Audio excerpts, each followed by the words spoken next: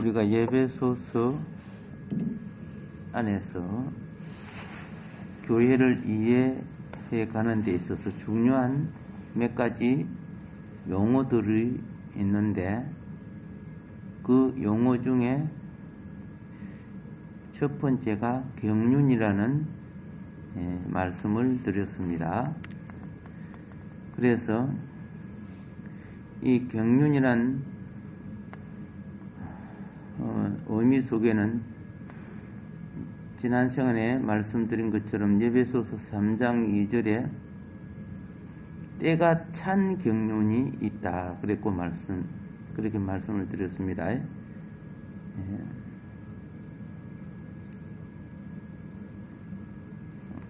먼저 이 경륜이라는 이 단어 속에는 때가 찬 경륜, 그렇죠. 그게 예배서 1장 10절입니다. 10절이고, 그 다음에 두 번째가 3장 2절에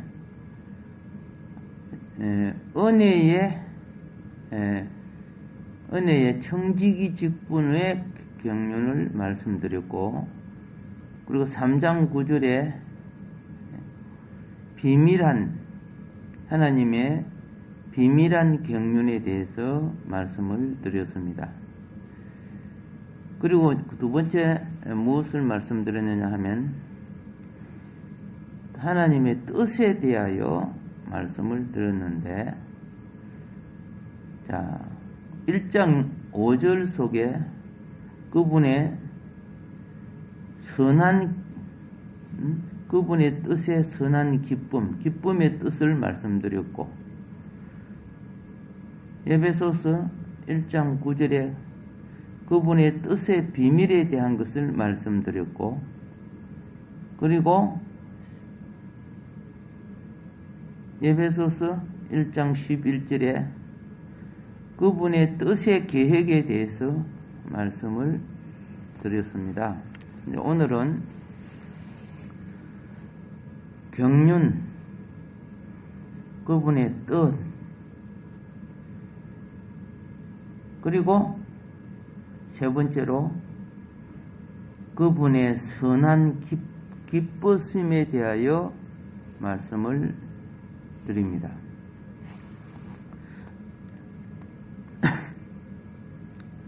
선한 기쁘심. 그래서 예배소서 1장 5절을 다시 보면은 우리는 무엇을 발견합니까? 그 기쁘신 뜻대로 그랬죠. 그 기쁘신, 이게 선한 기쁘심이죠. 1장 9절에도 보면 1장 9절에서 그 뜻의 비밀을 우리에게 알리신 것이요 그의 기뻐하심을 따라 하나님의 경륜, 하나님의 뜻, 그 모든 것에 무엇이 있어요? 기쁨이 함께 동반되어 있어요. 기쁨이. 고통, 슬픔 이게 아니고 기쁨이 함께 동반되어 있다. 하나님은 그분의 선한 기쁘심이 있는 곳에 그분의 뜻을 가지고 계신다는 거죠. 우리가 어떤 목표를 세워놓을 때 그 목표와 그걸 이루어가는 것이 기뻐야 돼요. 불안하거나 그렇게 하는 것이 아니고 소망이 기뻐야 되고, 소망을 실현하는 우리의 현장이 기뻐야 되고, 비록 여러 가지 방해가 있어도 기쁘기에 그 일을 하는 거죠. 이스라엘 백성이 포로에서 돌아와서 성전을 지을 때 엄청 방해를 받죠. 그리고 성곽을 지을 때도 엄청 방해를 받죠. 그런데 하나님의 뜻을 이루어가는 그 모든 것이 그 결과 과정 모두 다 기쁨이 있어요. 비록 방해로 인해서 두려움이 올 수도 있고 염려가 올 수도 있을지라도 결국은 기쁨이 이겨요. 끊어지지 않는 샘처럼 기쁨의 샘이 하나님의 뜻을 행하는 이들에게 계속 솟아나서 반석의 물처럼 솟아나서 광야 같은 인생에 있는 영혼들을 계속적으로 공급해 주기 때문에 결국은 공중권세와 원수 마귀의 나라를 쳐서 부서뜨리고 하나님의 왕국을 오게 할 수 있다고 말입니다.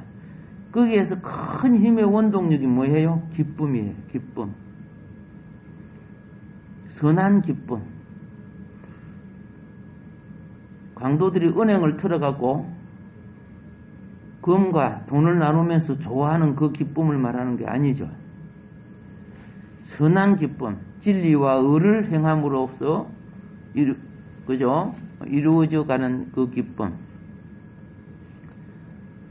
그래서 에베소서는 하나님의 마음의 기쁘심이란 관점으로부터 말을 하는 거예요. 예. 그래서 다시 1장 9절에 그 기쁨이 뭡니까? 뜻의 비밀을 우리에게 알린 것도 그의 기뻐하심을 따라서 그리스도 안에서 때가 탄 경륜을 위하여 예정하신 것도 그의 기뻐하심을 따라서 10절에 하늘에 있는 것이나 땅에 있는 것이 다 그리스도 안에 통일되려 하심도 그의 기뻐하심을 따라서 그 일이 기쁘단 말이야. 그러면은 선한 기쁨은 뭡니까? 무엇이 기쁨입니까? 이걸 이제 신적 기쁨을 우리 인간은 어떻게 이해해야 되느냐? 마음의 기쁨 이렇게 이해하면 돼요. 이게 하나님도 하나님 마음의 기쁘심을 따라 일을 하시는 거예요.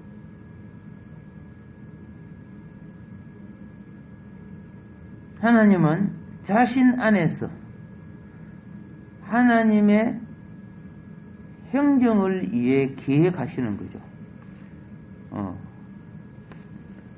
하나님의 행정을 위해서 계획하시는 것. 그러면은 이걸 또 다른 말로 표현을 하면은 자, 사람의 말로 이렇게 표현을 하면은 하나님의 선한 기쁘심은 행복하게 하는 것이다. 이렇게 이해를 하면 되는 거죠. 행복하게 하는 것. 하나님의 마음 안에는 그분을 기쁘게 하고 그분의 창조한 모든 만물과 함께 행복을 누리게 하는 거죠. 행복을 누리게 하는 것. 이것이 하나님의 선한 기쁨이에요. 이거는 우리가 어떤 사소한 것을 말하는 거 아니야. 오늘 여기서 에베소서 말하는 것은 이 사소한 것이 아니고 하나님의 경륜을 이루는 그분의 이 우주적인 뜻을 성취하는 그 대단히 크고 중요한 교회적인 기쁨이에요. 교회가 하나님이 교회를 통해 이 일을 하기를 원하시는 거죠. 하나님은 교회를 통해서 무엇이 성취되기를 원하느냐? 하나님은 교회를 통해서 무엇이 이루어지기를 원하느냐? 하나님 왕국이 성취되어야 돼. 하나님이 왕국이 성취되는 것은 하나님의 기쁨이요 행복이라. 동시에 그 속에 있는 피조물과 우리가 함께 누리는 희락이라, 행복이란 말이에요. 이것을 교회를 통해 이루시기를 원하는데 사단은 끝없이 교회 속에 가라지를 뿌리고 있어요. 그래서 끝없이 거짓 선지자들이 일어나고 끝없이 악한 영은 자기 때가 얼마 남지 않은 것을 알고 울며 이를 갈고 있는 거예요. 자, 그 가운데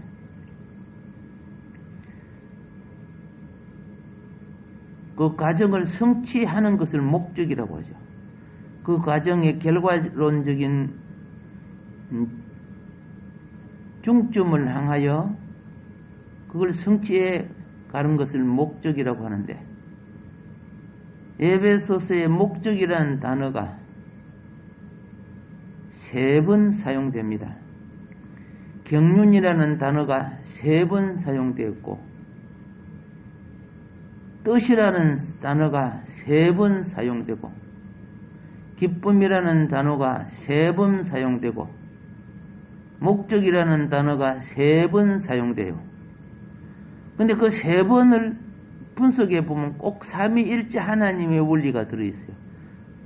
아버지를 나타내고 아들을 나타내고 성령을 나타내게끔 되어 있어요.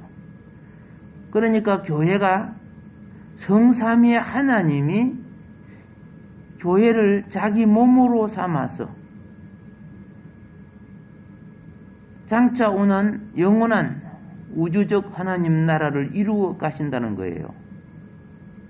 그 속에 그걸 성취해 가기 위해서 하나님은 뭐예요? 희락의 영, 기쁨의 영을 계속 우리에게 주시는데, 거기 관계 형성에 있어서는 사랑이고 사역 형성에 있어서는 기쁨이에요. 기쁘니까 그 일을 하게 되는 거죠. 하나님 나라의 일을 이루어가는 사람일수록 희락의 영이 더해지는 거죠. 기쁨은 모든 일의 능력이에요. 사람이 일에 기쁨을 가진 자만이 보람을 느껴요. 그래서 자, 여기 1장 11절에 보면은, 자, 1장 11절에 이렇게 되고 있습니다.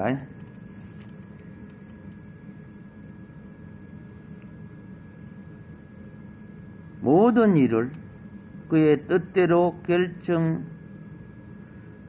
결정대로 일하시는, 모든 일을 그의 뜻의 결정대로 일하시는 이의 계획을 따라, 이의 무엇을 따라? 계획을 따라 우리가 예정을 입어 그 안에서 기업이 되었으니, 예정을 입어 그 안에서 기업이 되었으니, 여기 우리가 누구요? 교회예요, 교회. 그 뜻의 계획을 성취하기 위해서 기업이 된 거예요. 기업. 우리 큰 회사 기업들이 어떤 목적을 성취하기 위해서 기업을 만든 거죠. 자, 만물을 운행하시는 분의 목적대로 우리가 예정되었습니다.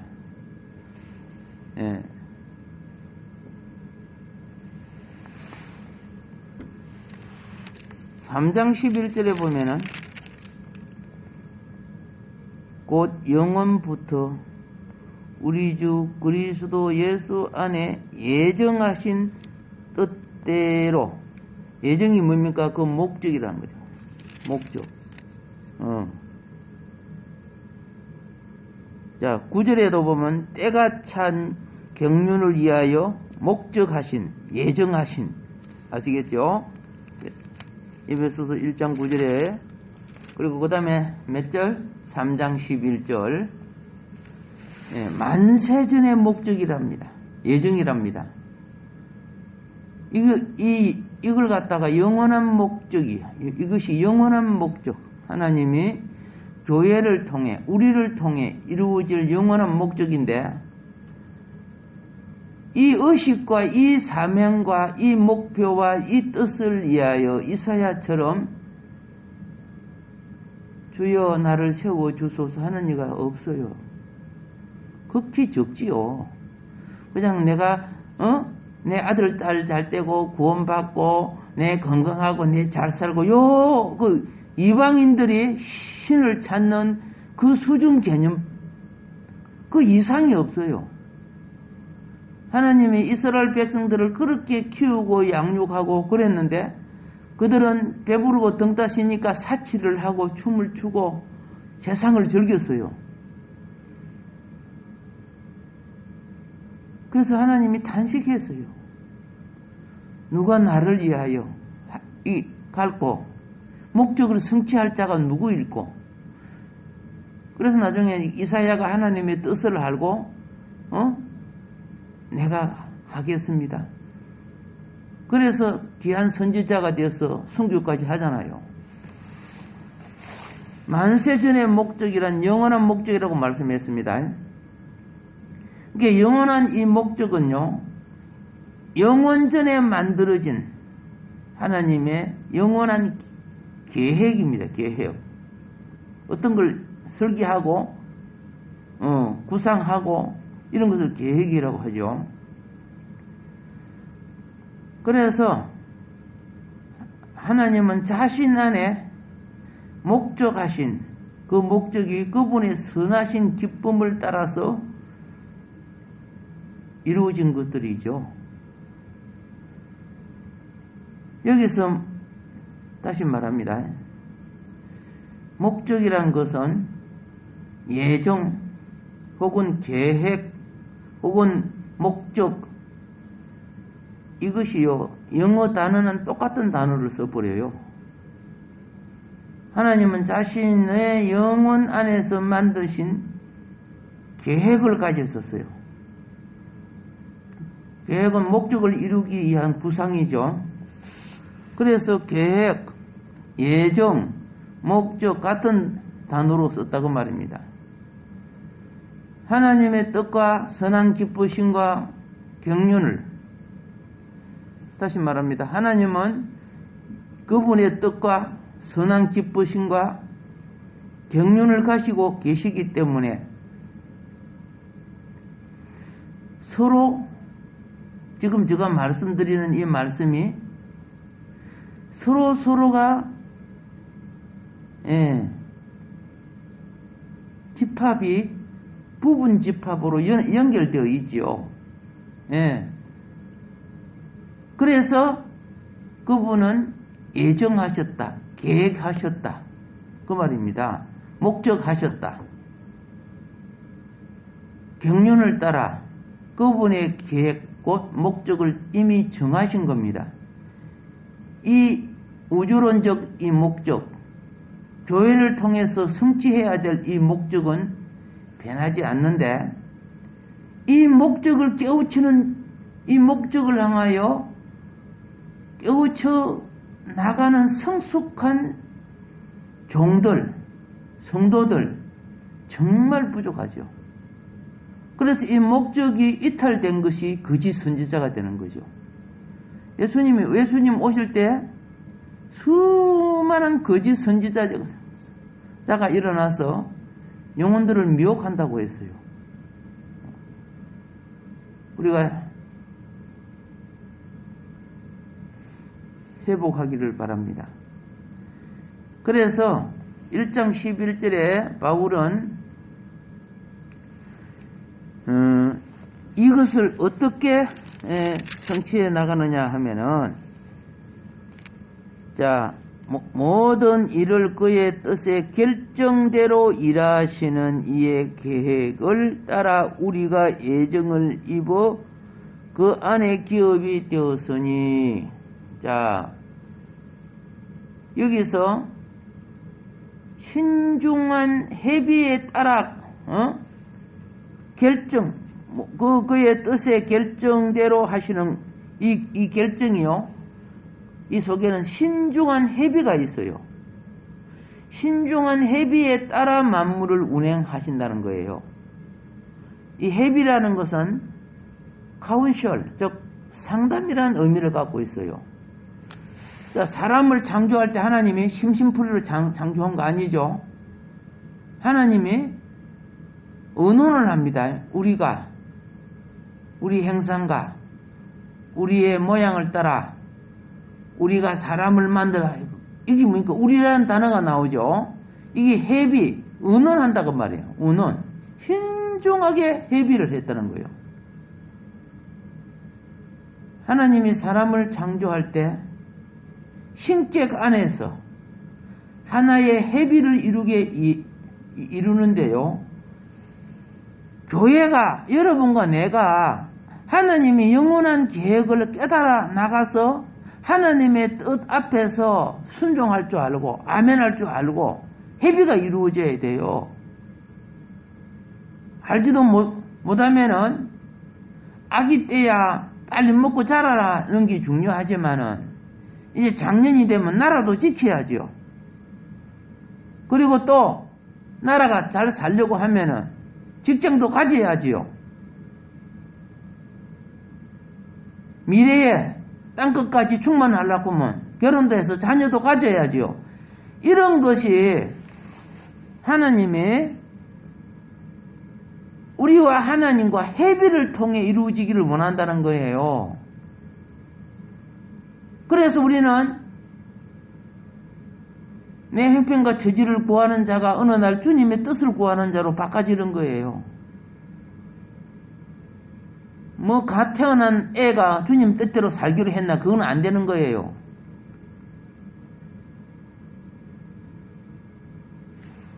그러나 성장하면 내가 무엇을 위하여 직업을 가지고, 그죠? 어떤 목적을 위하여 내가 재산을 가지며 또 무엇을 성취해 나가기 위하여 물질과 시간과 내 마음과 모든 것을 투자해야 되는가? 이것이 내 마음대로 되는 것이 아니고 하나님과 협의해서 인간은 하나님과의 협의체. 그래서 하나님의 뜻이 내 속에 이루어져 나갈 때 이것을 성령 충만이라고 하고 하나님의 뜻을 따르는 청직이라고 하는 거죠. 종이라고 하는 거죠. 이런 이유로 창세기 1장 26절은 하나님이 이르시되 우리의 형상을 따라 우리가 사람을 만들고 이렇게 말씀하고 계시죠. 예, 하나님은 그분 스스로 우리를 만들 때 신중한 회비를 하셨고 지금은 교회에 하나님이 자신의 뜻을 말씀을 주시고 우리가 그 말씀을 깨닫고 내가 여기 있사오니 나를 보내주소서 자기를 하나님께 드림으로 그 종들을 통해서 하나님의 영원한 일을 진행해 나가고 계시는 거예요. 근데 거짓 선지자들은 하나님의 뜻을 진행하는 것보다 양떼를 도둑질해요. 도둑질 해가지고 뭐 해요? 양떼에서 나오는 양털을 자기들의 옷을 해 입고 자기들의 목적을 해버려요. 그리고 결국은 하나님이 역사 속에 그 수많은 큰 교회들을 썰어버린 이유가 뭔지 아시죠? 하나님의 뜻을 진행하는 게 아니고 엉뚱한 짓을 해버려. 그래서 하나님의 뜻보다도 왕보다 더 높은 교황이 나와버리고 막 이렇게 돼버리거든요. 본질과 뜻이 틀려버리는 거야. 그러니까 심판을 해버리잖아요. 심판하고 다시 세우고 다시 세우고